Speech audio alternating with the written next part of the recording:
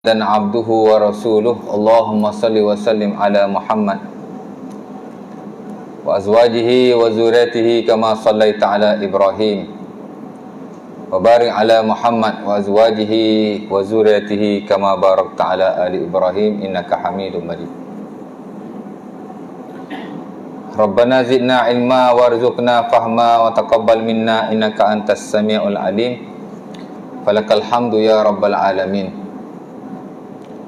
Syukur kehadirat Allah Subhanahu wa taala kerana pada malam ini dapat sama-sama kita berkumpul di surau kita dan telah kita solat maghrib secara berjemaah. Kemudian kita akan sambunglah kuliah kita yang telah lalu, yang kita tinggalkan pada bulan yang lepas,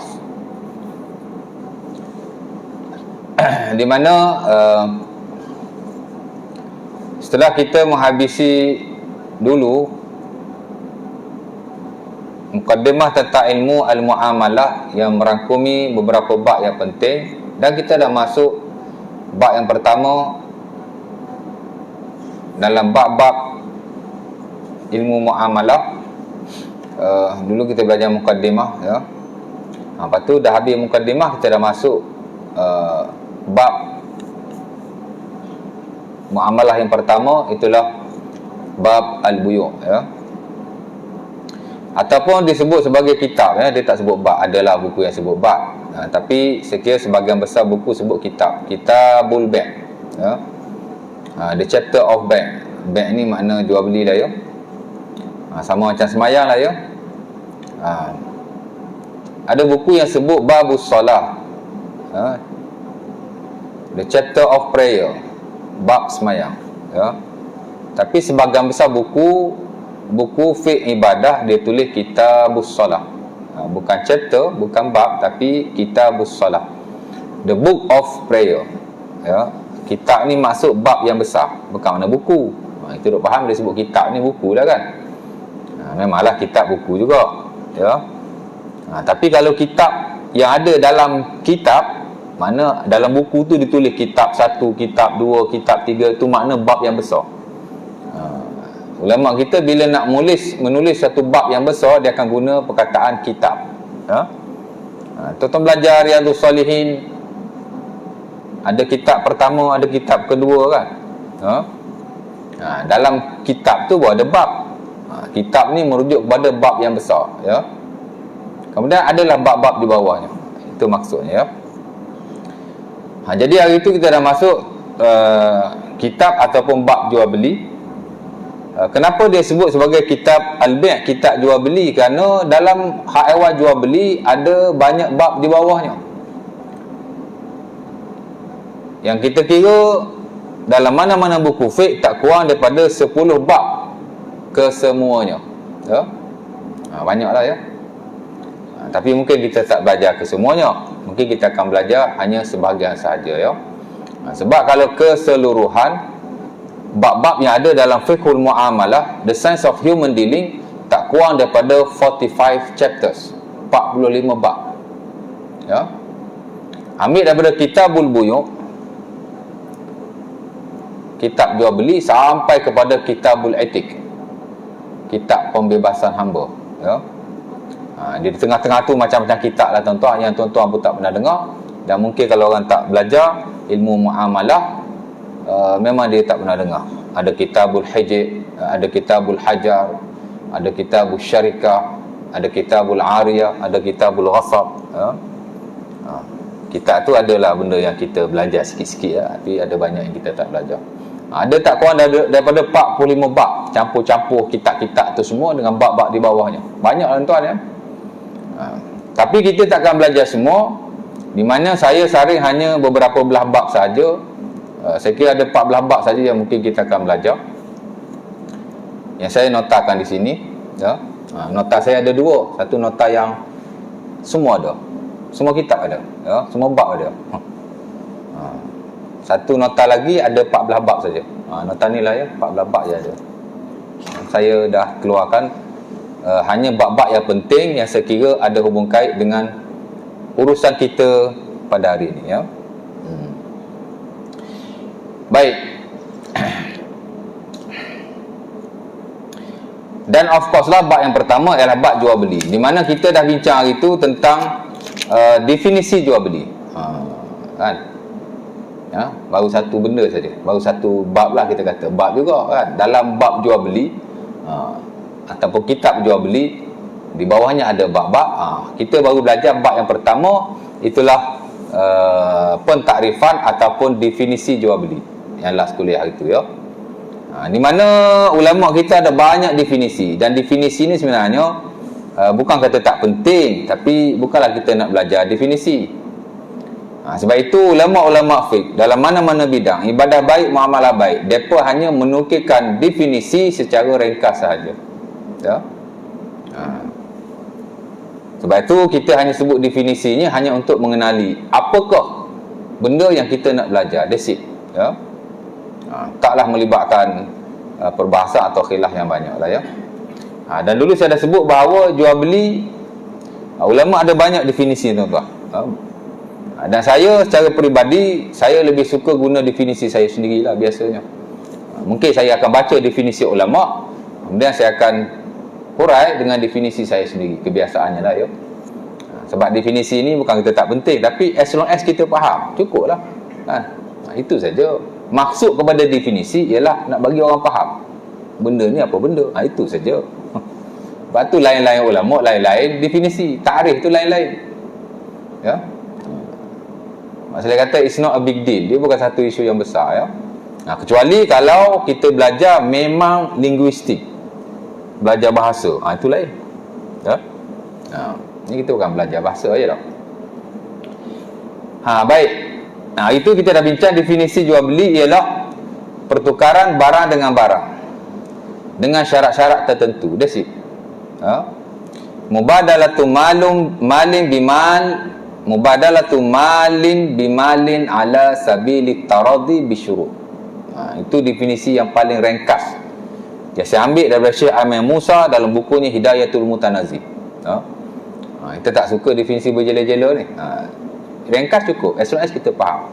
Jual beli ni makna proses pertukaran barangan antara dua pihak atau lebih dengan jalan redha meredai dan ada syarat-syarat tertentu ya. Itu saja. Aku bagi engkau barang, engkau pun bagi aku barang. Itulah makna jual beli ya.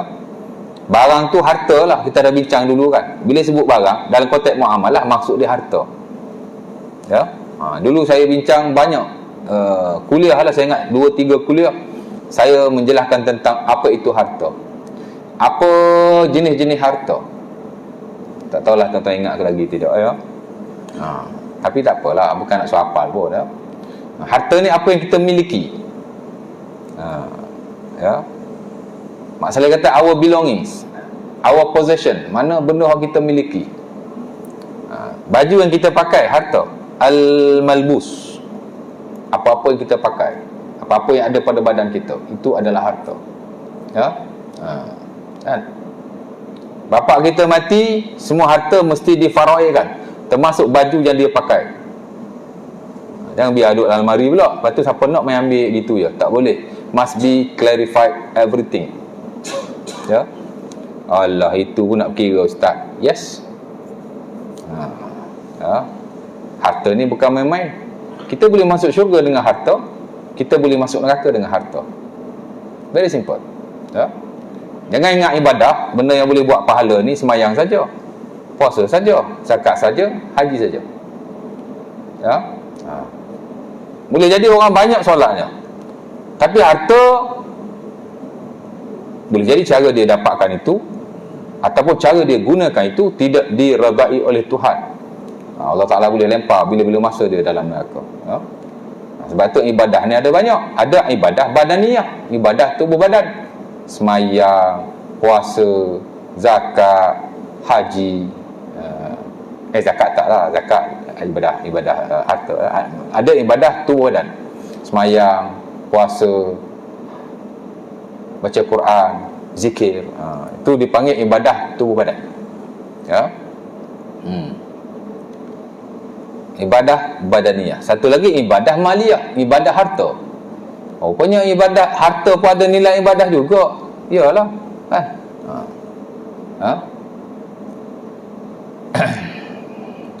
Dan antara punca Allah Ta'ala murka kepada orang Yahudi bukan hanya semata-mata kerana mereka syirik, bukan hanya kerana semata-mata mereka bantah pada Rasul atau membunuh mereka, tapi kerana orang Yahudi lah orang paling jahat dari sudut harta. Tuhan tak bagi makan riba, mereka makan riba. Dulu saya dah pernah hurai, bila saya hurai ayat 275 sampai 282 tentang riba, kan sesentuh orang Yahudi suka makan riba. Bahkan proses pengharaman riba diturunkan secara bertahap-tahap oleh Allah Ta'ala. Salah satu ialah kerana kelakuan orang-orang Yahudi memakan riba. Ya, dulu saya pernah sentuh kan.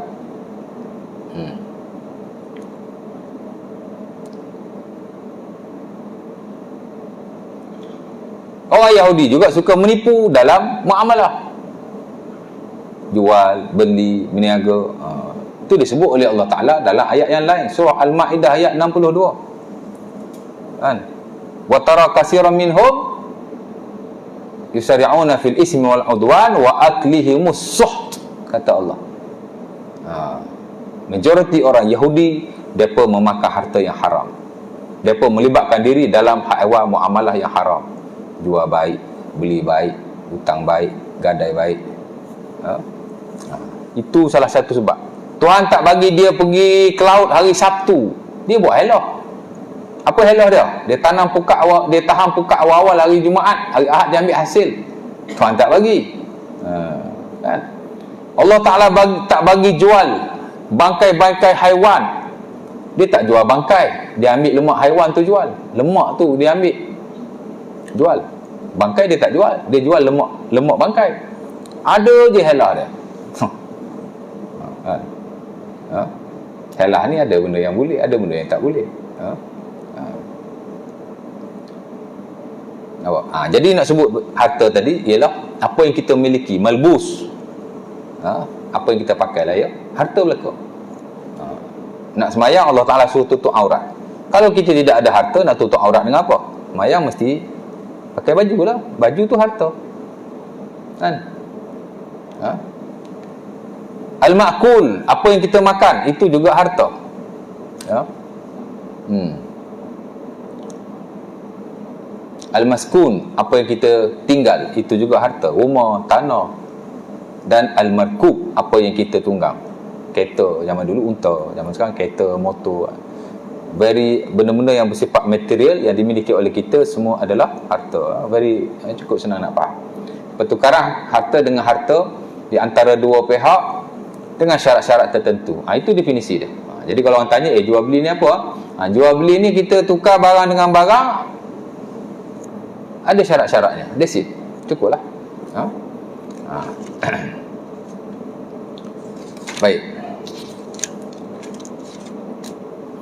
Bab jual beli ni kita akan bincang 6 benda. Yang pertama, definisi dan hukum. Kedua, kebaikan. Ketiga, rukun. Keempat, syarat. Kelima, jual beli yang dilarang oleh Allah Subhanahu Wa Taala, dan sekali ini bab yang paling penting sekali. Dan yang keenam ialah larangan penipuan dalam jual beli. Saya dah saring dah ni, ada 6 saja. Saya kira memadailah di petang-petang awam untuk kita tahu ya. Definisi dan hukum ni saya baca je lah ya. Minggu lepas saya dah hurai dah. Jual beli merujuk kepada proses pertukaran barangan antara dua pihak atau lebih dengan syarat-syarat tertentu. Tadi saya dah bagi tahu dah. Ya, badalatu mal bimal ala sabilit taradi bi syurut makhsusah.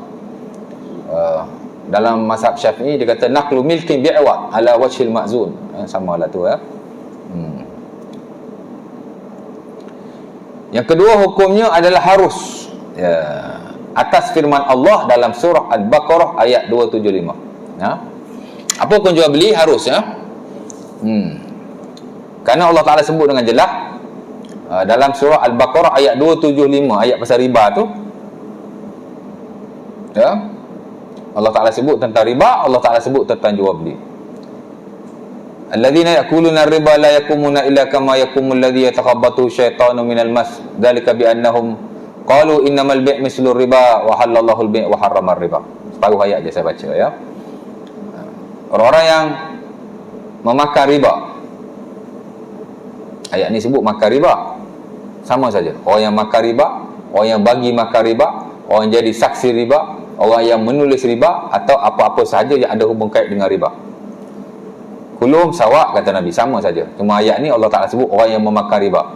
Sebab dalam banyak-banyak tu hak makan riba ni hak teruk sekali je, tapi lebih kurang saja kan. Ha? Penekanan lah kepada orang makan riba, ya. Tapi orang yang terlibat sama saja. Mereka akan dibangkitkan pada hari kiamat seperti orang gila, seperti orang yang dirasuk syaitan, kata Allah Ta'ala. Apa maksud dirasuk syaitan? Kata Ibn Abbas, yub'asu akidur riba majnunan yaumal qiyamah. Dia akan jadi orang gila, ya. Jadi siapa-siapa yang makan riba di dunia ataupun terlibat dengan riba, tak kisah, kita tak makan riba. Tapi kalau kita terlibat dengan apa-apa urusan yang melibatkan riba, esok dibangkitkan dalam keadaan gila, wala'iyazubillah, ya. Kita mungkin tak makan riba lah, ya, tapi takut terlibat, ya. Mana boleh terlibat, Ustaz? Bila kita terlibat dengan konvensional, automatically kita terlibat dengan riba, ya. Sorry to say lah, ya. Mungkin depan saya ni ada orang kerja bank, ya. Kalau saya bersalah, betulkan lah, ya.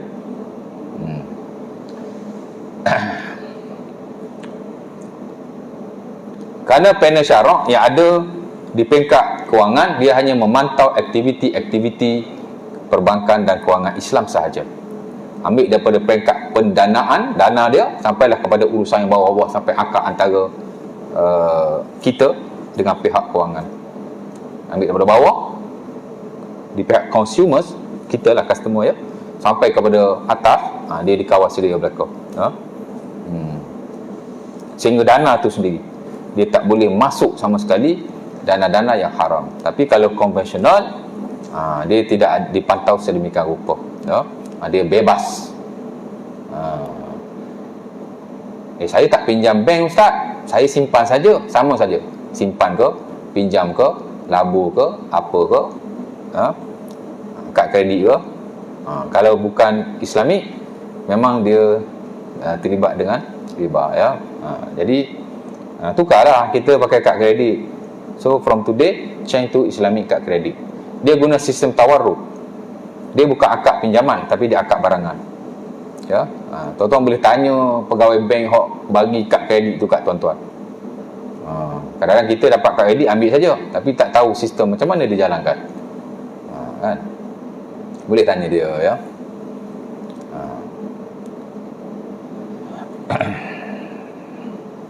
Simpanan pun sama. Bila kita simpan, bukan di akaun yang Islami, jadi akaun kewangan kita tu boleh digunakan lah, ya, untuk perkara-perkara lain.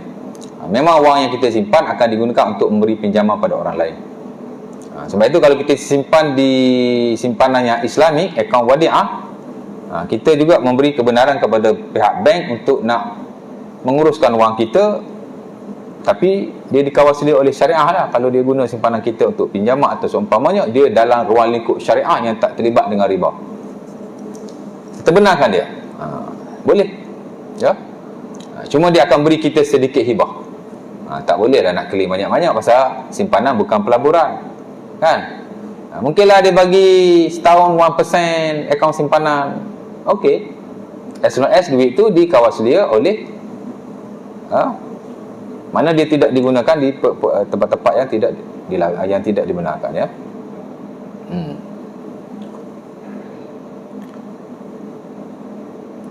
Of course lah, kalau kita nak buat pinjaman, jadi kita ambil lah pinjaman yang Islami, ya. Kerana itu pilihan yang kita ada. Banyak perbahasan, Ustaz, katanya backdoor riba, tak betul-betul Islami, lebih mahal daripada konvensional. That is not our business. Lagipun that is only our option. Itu sahaja pilihan yang kita ada. Allah Ta'ala sebut jelas dalam Quran, la yukallifullahu nafsan illa wus'aha. Mudah-mudahan Allah Ta'ala tidak akan bertanggungjawabkan kepada kita. Yang akan dipertanggungjawabkan ialah pemimpin kita dan pemain muamalah di peringkat atasan. Kita lepaskan diri kita, tuan-tuan. Jangan duk sibuk dengan orang, kecuali kalau kita ada ilmu, bolehlah kita bercakap, ya. Itu pilihan kita ada, ya. Insurans pun sama, insurans. Ambil insurans yang Islam, ya. Walaupun hibah yang kita dapat tidak banyak. Sikit dapat kan. RM70 setahun. Kalau dia tak bagi pun tak apa. Sebab duit yang kita bayar, dia tidak digunakan di tempat-tempat yang haram. Tuan-tuan reda duit tuan-tuan sampai ke Genting Highland, sampai ke mana-mana tempat-tempat yang haram. Tuan-tuan, kita tak sedar. Sebab itu, kenapa Allah Ta'ala betul-betul mengharamkan riba? Sebab riba ni dosa tak terasa. Memang tak terasa. Dan kadang-kadang kita tak untung apa pun. Duit kita digunakan pada jalan yang haram, termasuk riba atau seumpamanya. Kita tak rasa apa. Dan kita pun tak dapat untung apa-apa pun. Betul tak? Terutama insurans konvensional, dia get any profit? Tak ada. Cuma kalau tuan-tuan accident, kemalangan atau seumpamanya, tuan-tuan dapat 8%. Itu saja. Tapi behind that, di belakang itu, jadi amat berhati-hati sekali. Saya pun sama tuan-tuan. Semua Islamic account, kad kredit, loan, insurans. Ambil insurans kereta Zurich, panel kata mahal ni Cik Hasan, ni murah sikit. Tak apa, mahal sikit je. Jadi duit saya tak digunakan di tempat yang dilarang. Baik, jadi kita cuba sebaik mungkin ya. Kita belajar banyak-banyak pun, kalau benda-benda tu pun kita tak boleh ubah, tak guna bagi saya. Jadi kita cuba ubah ya. Kad kredit apa semua tu, tukarlah kepada Islamik, insya-Allah taala. Baik. Jadi dia kata, Allah Taala kata, orang makan riba, sebab baca ayat riba kan, sentuhlah sikit. Dia akan dibangkitkan pada hari kiamat seperti orang gila. Ya. Mereka bukan sekadar makan riba, mereka menghalalkan riba. Mereka kata riba dan jual beli itu sama. Allah Ta'ala kata wa halallahu al-bai' wa harrama riba. Tidak sama sekali. Allah Ta'ala menghalalkan jual beli, Allah Ta'ala mengharamkan riba. Itulah dalil dan ayat yang menjadi orang kata apa? Itulah ayat yang menjadi dalil terutama dalam hal keharusan jual beli. Apa dalil jual beli harus? Inilah dalilnya. Al-Baqarah 275, Al-Baqarah 275, Al-Baqarah 275. Wa halallahu al-bai' wa harrama riba. Ayat dia panjang tapi pendek tu je, signifikan ya. Baik. Yang ketiga, keharusan juga berdasarkan kepada hadis-hadis Nabi SAW yang banyak menunjukkan berlakunya proses jual beli semasa hayat baginda. Ayat Quran satu je. Ayat muamalat ni banyak, tapi hak jual beli satu ni je. Ya. Allah Ta'ala lah jika ada ayat yang lain. Tapi ini salah satu daripada ayat yang terutama sekali yang menjelaskan jual beli ni harus. Apa-apa cerita pasal hukum dulu. Muamalah ni tuan-tuan, apa-apa cerita pasal hukum dulu. Hukum dia harus. Baru kita pergi pada yang lain, hukum lah, syarat lah. Hukum jual beli harus. Sandaran dia, dalil dia ayat Quran surah Al-Baqarah dan hadis Nabi lah, yang menunjukkan jual beli memang berlaku. Ya. Banyaklah hadis tuan-tuan. Sebab tu ada fake jual beli. Sebab banyak hadis. Kalau tak ada hadis, mana ada fake jual beli? Dengan jelas menunjukkan bahawa jual beli telah berlaku sejak zaman Rasulullah sallallahu alaihi wasallam. Ketika baginda menjadi nabi sampai baginda wafat, sampai zaman kita hari ini sentiasa berlaku ya. Bahkan sebelum nabi jadi nabi dah berlaku jual beli. Bahkan sebelum nabi dilahirkan dah ada jual beli. Zaman Nabi Isa dah ada jual beli. Zaman Nabi Musa sebelum-sebelum tu. Walaupun kita tidak tahu sejak bila manusia memulakan proses jual beli. Tuan-tuan baca surah Al-Baqarah. Sorry. Tuan-tuan baca surah Al-Kahfi. Ada ayat jual beli juga. Fab'asu ahadakum biwarikikum hazihi ilal Madinah. Macam mana ayat tu? Tak ingat. Surah Al-Kahfi ayat 19. Muamalat ni banyak diulang ayat-ayat yang sama je. Ayat ni nanti bab wakalah jumpa lagi. Surah Kahfi, tuan-tuan tahulah surah Kahfi kan. Hari Jumaat kita digalakkan membaca surah Kahfi, ya.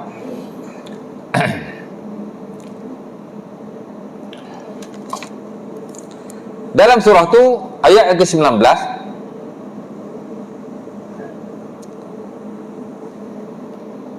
dia cerita dia Ashabul Kahfi ni dia melarikan diri daripada kaumnya. Mereka syirik kepada Allah, menyembah berhala. Dia pun nak selamatkan keimanan mereka, takut dizalimi oleh raja dan seumpamanya, lari ke gua.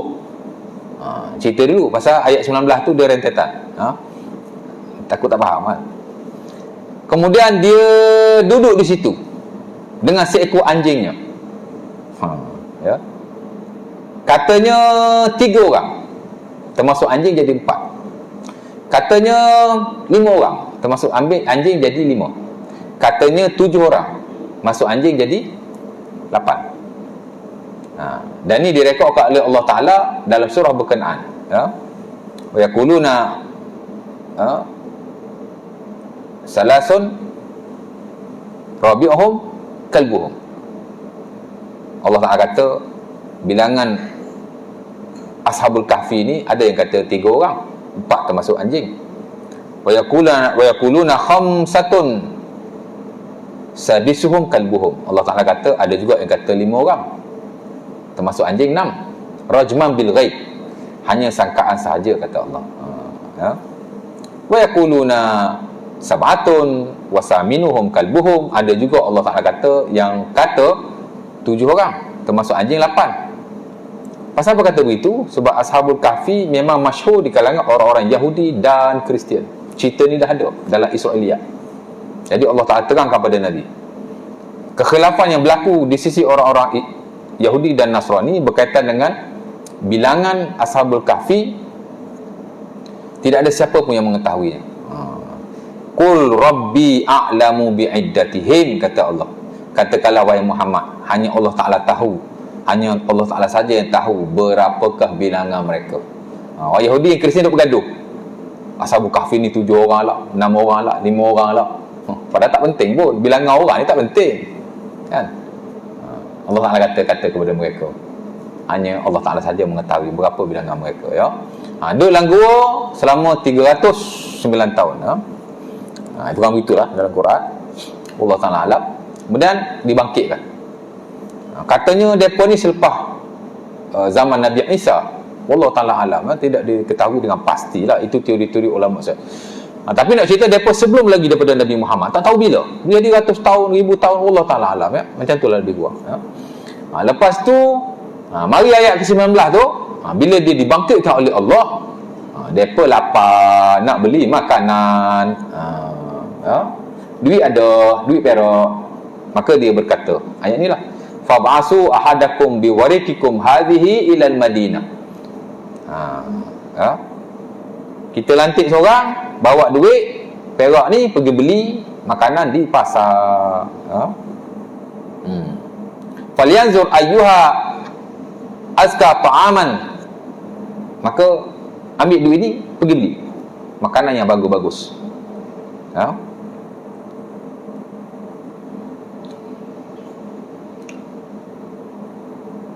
Dan ayat tu lupa. Fab'asu ahadakum biwarikum hazi ilal Madinah. Fab'asu ahadakum biwarikum hazi ilal Madinah. Falyanzur ayyuha azka ta'aman falyati. Dan ayat tu tak ada Quran. Tak apa. Tapi nak cerita, dia kata ambil duit ni pergi beli dan beli makanan yang bagus-bagus. Ujung tu dia kata waliyatalattaf wala yush'iranna bikum ahada. Pergi senyap-senyap, jangan sampai orang tahu tentang kita. Dia ingat zaman dia lagi. Sedangkan waktu itu, after 300 years, orang dah beriman Melaka lah. Dia ingat zaman kufur, zaman dulu lagi kan. Dia tak tahu yang dia tidur 300 tahun. Rupanya dah beriman, tempat dia tu dah beriman, ya. Cerita begitulah. Jadi nak cerita jual beli telah berlaku sejak zaman terawal lagi, ya. Of course lah pada zaman Rasulullah SAW, ya. Malah ulama telah ijma' akan keharusan jual beli tanpa khilaf asalkan rukun dan syaratnya dipatuhi, ya. Sehingga kata Imam Ibn Qudamah Al-Maqdisi dalam Al-Mughni, ajma'al ulama ala jawazil bi' fil jumlah. Telah ijma'lah bahawa jual beli ini harus secara umumnya, dalam bracket as long as syarat dan rukunnya ataupun apa-apa ditutup oleh syarak dipatuhi, mana tidak dilanggar, ya. Jadi beres, ya. Asas-asas jual beli itu harus, ya. Boleh jadi metod jual beli hari ni berbeza dengan zaman dulu, kan. Tak kisah, sebab asas-asas dia adalah harus, lagi mana dia tak langgar syarak, ya. Baik. Kebaikan dia, Allah Ta'ala tidak akan mengharuskan jual beli melainkan kerana kebaikan dan kemaslahatan yang besar ke atas kehidupan manusia, ya. Memanglah Allah Ta'ala tidak akan melarang jika benda itu baik untuk manusia. Buktinya banyak perkara yang berlaku sebelum Rasulullah SAW dilantik menjadi Nabi diteruskan, ya. Ada yang diteruskan, ada yang dilarang, ada yang diteruskan. Apa yang dilarang? Benda yang bercanggah dengan syarak, dilaranglah, kan? Benda yang tidak bercanggah dengan syarak, tidak dilarang. Orang Arab kahwin dengan beberapa cara. Ada 5-6 cara. Bila kita belajar buku-buku fiqh yang lanjut lah, ya. Satu cara saja Allah Ta'ala terima, itulah berkahwin dengan wali. Itu adalah perkahwinan orang-orang jahiliah, ya. Bila seorang tu ada anak wanita, bapaknya lah yang mengahwinkan anaknya dengan orang lain. Itu salah satu cara perkahwinan yang telah ada pada zaman sebelum Rasulullah dilantik menjadi Nabi. Bukan kata Nabi jadi Nabi je baru disyariatkan sedemikian, tak ada. Diteruskan. Ada walinya, ada saksinya, ya. Tapi mungkinlah ada hukum-hukum yang furu', yang cabang, ya, yang kecil-kecil itu mungkinlah satu penambahbaikan, tapi asalnya itu daripada jahiliah, ya. Perkahwinan melalui wali, ya. Jual beli dah ada, diteruskan. Usaha sama dengan orang lain bila nak melakukan suatu perniagaan, ada. Nabi SAW sudah ada rakan urus niaganya sebelum dia jadi Nabi, ya. Sebab tu bila dia datang balik ke Mekah selepas dia berada beberapa tahun di Madinah, semasa pembukaan Mekah, Nabi berjumpa balik dengan rakan-rakan usaha sama baginda. Diteruskan. Sebab kadang-kadang kita tidak mampu untuk memiliki harta secara persendirian, kita perlu kepada perkongsian. Itu yang dimaksudkan sebagai usaha sama. Syarikat lah, syarikat. Dalam fiqh kita panggil kitabus syarikah, the chapter of association. Mana kita berkongsi barangan, berkongsi meniaga, berkongsi itu, berkongsi ini dalam bab harta. Boleh. Diteruskan. Riba dilarang, ya. Ala kulli hal, apa-apa yang baik Allah Ta'ala akan teruskan, ya. Nak isyarat, ya. Manusia sentiasa berhajat kepada barangan yang ada pada orang lain. Yes, sentiasa. Tak mungkin kita ada semua benda, ya. Kita sentiasa memerlukan orang lain.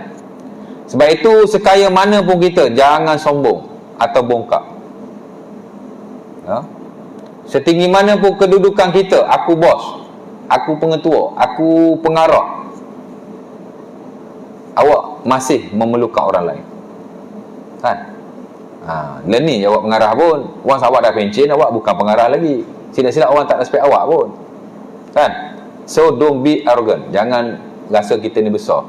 Kena sentiasa low profile. Saya ada kawan, tuan-tuan, seorang yang millionaire, seorang jemaah surau yang selalu belanja saya makan after kuliah, tak pernah miss. Surau ni je tak pernah belanja lagi. Ajarlah ustaz pergi makan sesekala. Ustaz pun lapar juga. Saya nak makan je ustaz ni. Kan? Saya tak tahu dia millionaire, very low profile. Dia duduk di Taman Melawati. Di situ hanya ada 20 biji rumah. Jiran dia ialah Tan Sri Daim Zainuddin. Dia beli rumah harga 5 juta, dia repair harga 2 juta. Saya ingat kawan saya yang paling kaya lah, dari sudut duit lah saya rasa. Kan? Kita ada member beli rumah kat El Nina 1.5 million. Oh, dah kaya dah. Kawan awak tak ada. Saya ada kawan yang lebih milioner lagi. Tapi saya tidak tahu dia milioner, melainkan setelah dia berpindah ke rumah baru itu. Dia beli rumah kat situ, dia buat jamuan, baru tahu dia orang kaya. Masya Allah. Tak tahu. Bagus. Very low profile. Orang Kelantan, orang kita, orang saya lah.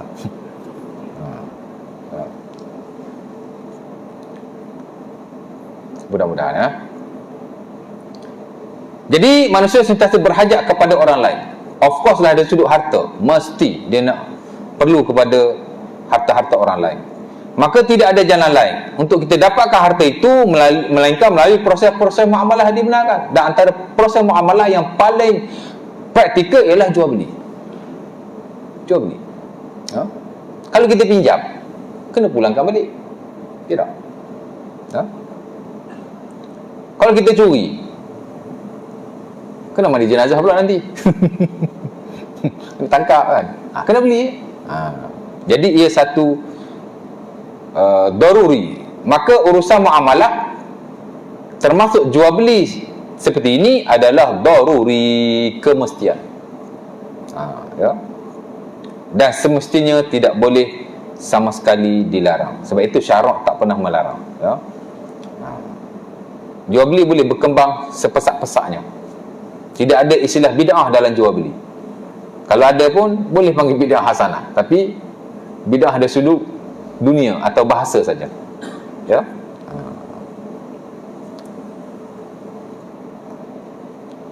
Pasal hewan dunia ni dia bebas. Semakin kita membangun pesat, semakin digalakkan. Kan? Nabi SAW bila dia pergi ke Madinah, dia tegur para petani supaya buat takbirun nakhl, macam kahwin lah macam tu.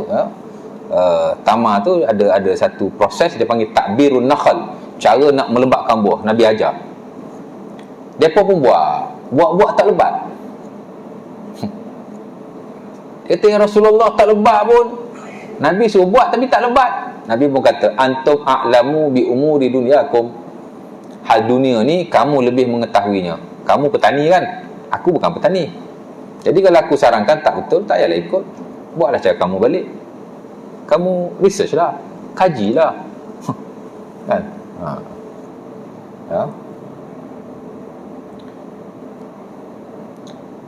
Proses jual beli telah berlaku sejak zaman awal manusia, cuma mungkin kaedah dan caranya berbeza. Memanglah ya. Dulu hanya ada jual beli barang dengan barang, barter system.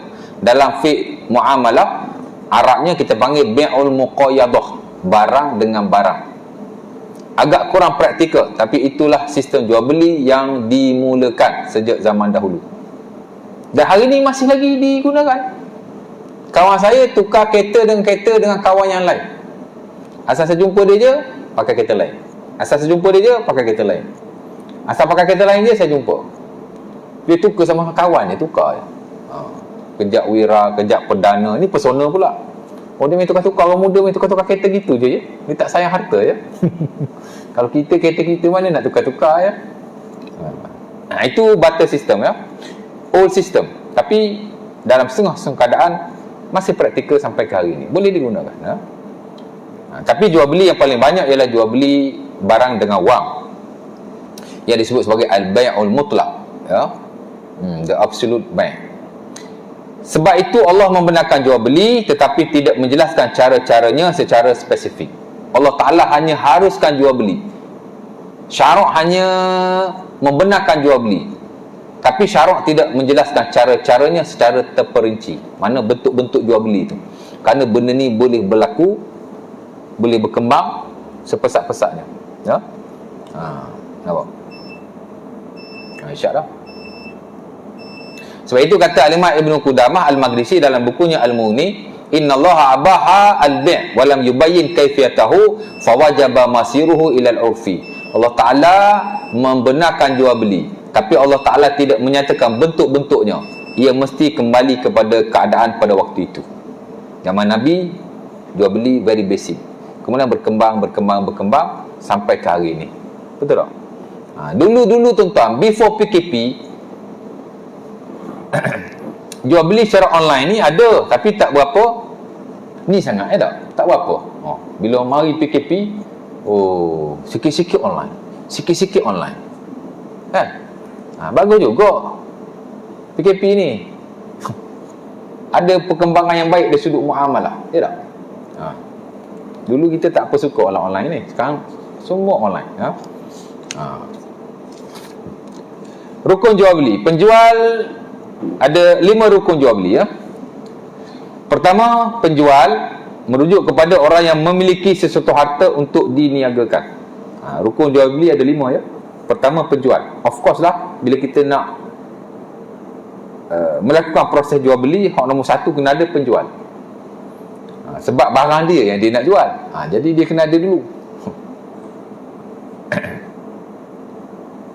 Penjual merujuk kepada orang yang memiliki sesuatu harta untuk diniagakan, untuk dijual lah, Yang kedua, rukunnya ialah pembeli. Penjual kita sebut al-bai', buyer. Pembeli kita sebut al-mushtari, seller. Kita tukar pula. Penjual kita sebut seller, pembeli kita sebut buyer, al-bai' dengan al-mushtari, Itu rukun yang kedua, merujuk kepada orang yang ingin memiliki barang berkenaan, Yang ketiga, barangan / harta, item. Tak kisahlah, gunalah istilah apa saja, La musyahata fil istilah. Tidak ada masalah dengan istilah, as long as kita faham benda tu, Jadi perlu ada barangan merujuk kepada item atau harta untuk diniagakan. 3. Yang keempat, akad, iaitu kontrak antara pihak penjual dan pembeli. Istilah kontrak telah banyak digunakan pakai dalam muamalah, Sebab itu kita kena faham, bila sebut kontrak dalam muamalah, dia bukan hanya merujuk kepada perjanjian bertulis. Sebelum ni kita faham, kalau sebut kontrak ni written agreement, kan? Mana benda bertulis, kan? Tak.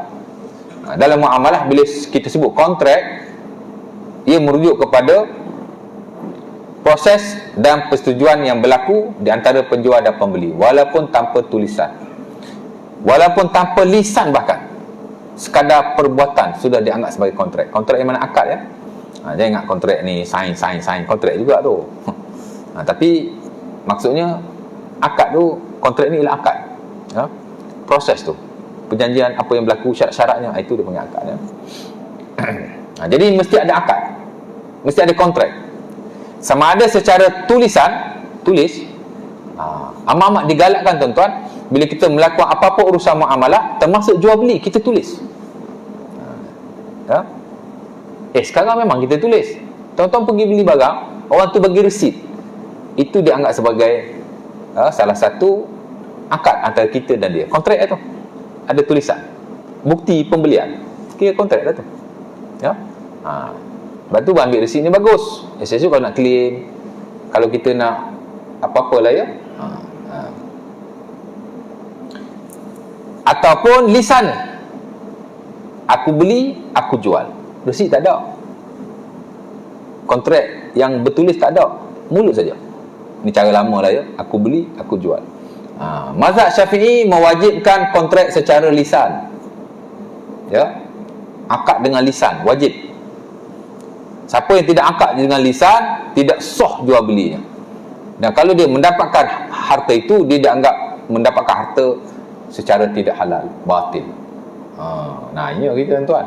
So start pada esok beli barang, aku beli, aku jual, Wanggu, jangan nanti tak habis cakap lagi ni.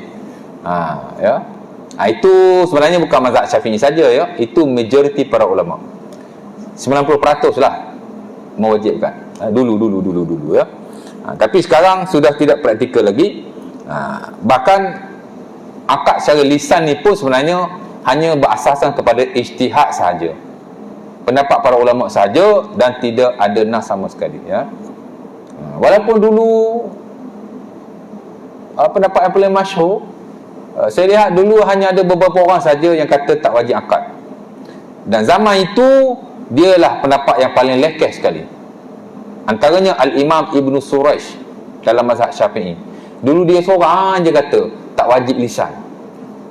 Mazhab Syafi'i 99.999 semua kata wajib. Syiah dia. Tapi bila mari Al-Imam Nawawi kurun ke-7 Hijriah, beliau mempertahankan pendapat Al-Imam Ibn Suraish.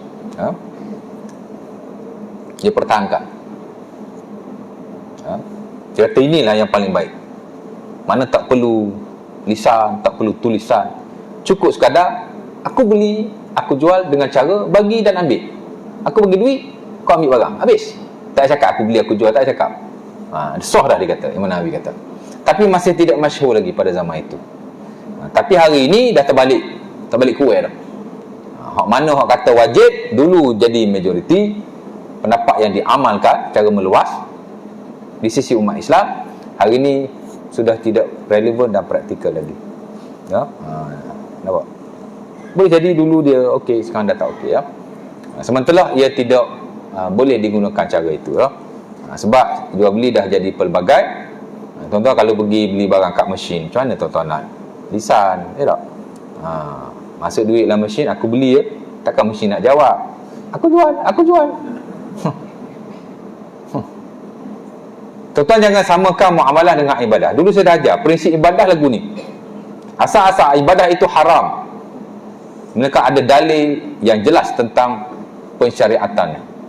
Ya. Muamalah tidak, terbalik. Muamalah asal-asal harus. Kalau kita nak kata haram, kita kena ada dalil yang kuat. Dia terbalik. Allah Ta'ala buat macam tu supaya muamalah boleh berkembang sepesak-pesaknya. Keduniaan boleh berkembang sepesak-pesaknya. Tapi ibadah dia very fix. Ibadah kita tak boleh nak pandai-pandai. Kalau sejengkal, kalau sehasta.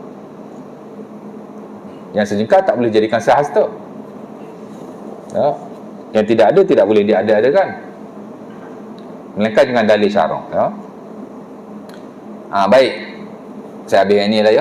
Dan yang kelima, last, redha meredai, di mana proses jual beli mestilah berlaku secara sukarela dan tiada paksaan. Balik pada yang tadi ya, Nabi SAW banyak jual beli baginda tidak tulis, tapi ada satu atau dua kes baginda tulis. Bahkan kalau kita lihat dalam Quran, Allah Ta'ala kata wa ashidu idza tabayatum. Al-Baqarah 275 tadi, ni Al-Baqarah 282, Allah Ta'ala kata bila kamu berjual beli maka adakanlah saksi. Kalau saksi tak ada, tulis. Ia satu benda yang bagus untuk kata apa, untuk masa hadapan lah ada pertikaian ke apa ya. Jadi tulis pun bagus juga. Tapi kalau tak tulis, tidak berdosa sama sekali. Boleh sekadar kita beli barang dengan beri, dengan ambil, that's it. Ya, cukup. Dan akhir sekali redha, di mana proses jual beli mestilah berlaku secara sukarela dan tiada paksaan. Ya, ini penting. Sebagaimana nak masuk Islam, Allah Ta'ala tidak paksa. La ikraha fiddin, tak boleh paksa. Dalam hal muamalah pun sebahagian besarnya tak boleh melibatkan paksaan. Ya. Dan sebenarnya kita lihat bukan hanyalah muamalah harta saja sebenarnya. Dalam mana-mana muamalah, termasuk muamalah pernikahan. Kita ada anak perempuan, nak paksa dia kahwin. Buka balik kitab fiqh cakap macam mana kan. Paksaan-paksaan ni dalam banyak hal ditegahlah oleh agama kita. Of course lah dalam jual beli tak boleh berlaku paksaan ya. Mesti di atas redha meredai. Allah Ta'ala sebut dalam surah An-Nisa ayat 29. Ya alladzina amanu la ta'kulu amwalakum bainakum bil batil illa an takuna tijaratan antaradin minkum.